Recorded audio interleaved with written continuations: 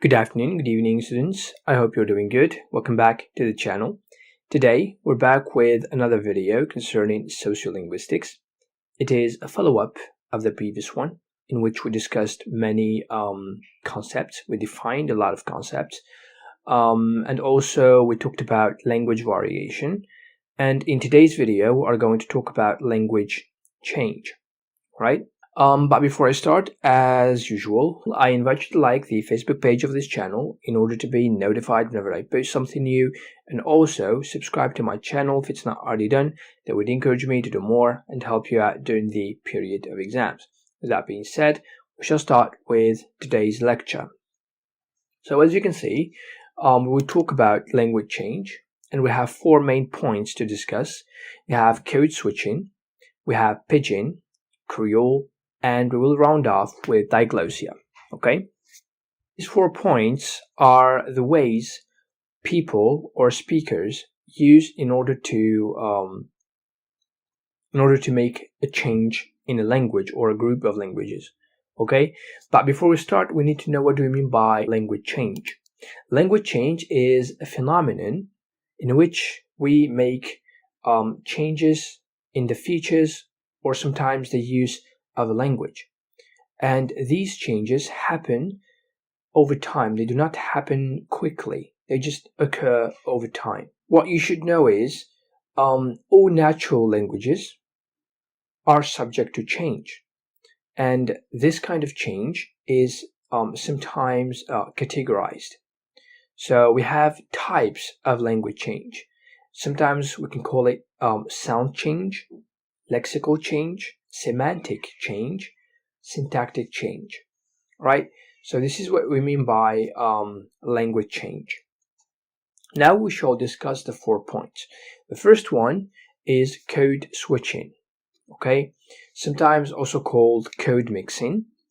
And as you can see, in the concept itself, we have the word switch, which is a shift or to move from one language to another.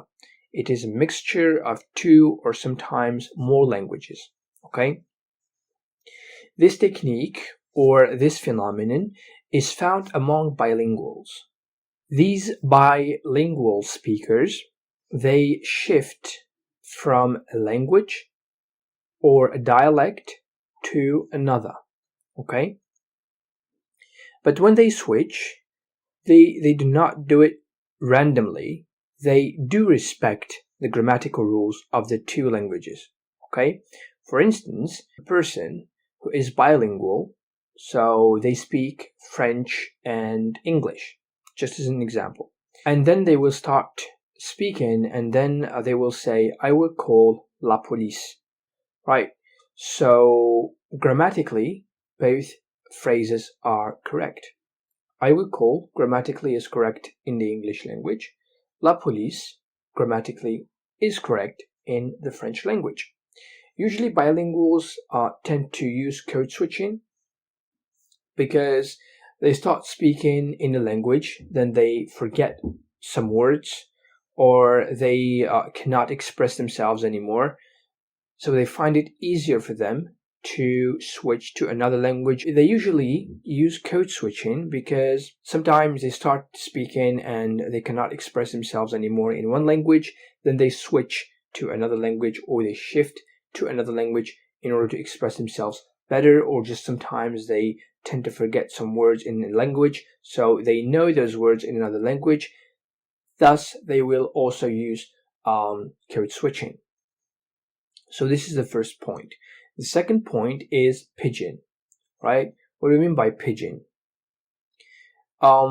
Before I explain the concept itself, we shall exemplify with something that we encounter in our daily life. For instance, take 2 people, a male and a female. They are about to get married, but they are from different cultures. Therefore, they do not share the same language. So it will be hard for them to communicate, okay? So over time, like I explained before, they will try to use their language from each side, and they will create a new one, right? It will take some time in order to understand what they are saying, but they will create a new language, okay? And this new language is understood by both speakers. This language has usually a limited vocabulary. It has also simple structure, and it does not have native speakers since it is created by people. We have many examples concerning this.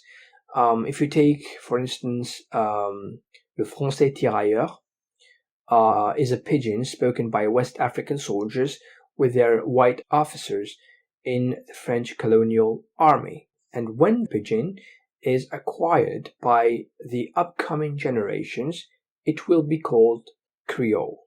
Okay? Creole is the third point that we will discuss. What do we mean by creole? Creole is the development of pidgin. So when pidgin becomes the native language of a group of speakers, it is called a creole. Just like the example I have given before, these two newly married people, they will have children, and their children will acquire this new language that their parents have created. So from the perspective of children, it is not a pidgin, but it is a creole because it is their native language. The children did not create the language. They acquired the language from their parents, right? And usually, creole is more complex than pidgin. It is sort of deepened or enlarged. Take, for instance, the Cameroonian Creole, which is a mixture of English, French, and native Cameroonian language, right? Also, the Hawaiian Creole. It is a mixture of the native Hawaiian and American English. And we also have Louisiana French Creole. It is the mixture of French with American English, although it is spoken by fewer than 10,000 people in the state of Louisiana in the United States of America. So this is the idea between pidgin and creole. I advise you to relate them so that you won't forget about them. Pidgin is something very basic and newly created. Creole is the development of pidgin. Creole is a native language for a category of people. And use the example I have given you. Okay? Then we move to the last point, which is diglossia. Diglossia is quite simple. Usually it is related to bilingual or multilingual societies like Switzerland, if you want, or even Algeria. It is the existence of two languages or dialects side by side. Okay? We have one of them is high, or what we call in sociolinguistics prestigious, and the other one is low, which is non-prestigious. Okay, the H variety or the high variety is used in governments, education, religious services, so everything that is formal. Okay, whereas the low variety or the L variety is the one spoken with family, friends in the streets. So this is the formal side. The example that we can take besides Switzerland, take our country. Classical Arabic is the SD or the standard dialect. This is something I have explained in the previous video. It is prestigious. It is called the H variety. It is used in the government. It is used in religious services and also used in education. So this is the high variety. Classical Arabic has some dialects.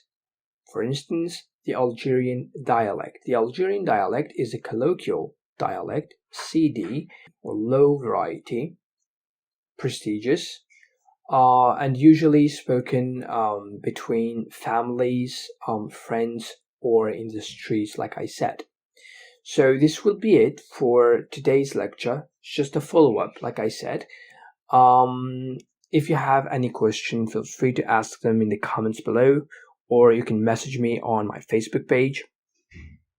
Otherwise, I tell you, see you in the next video. Peace.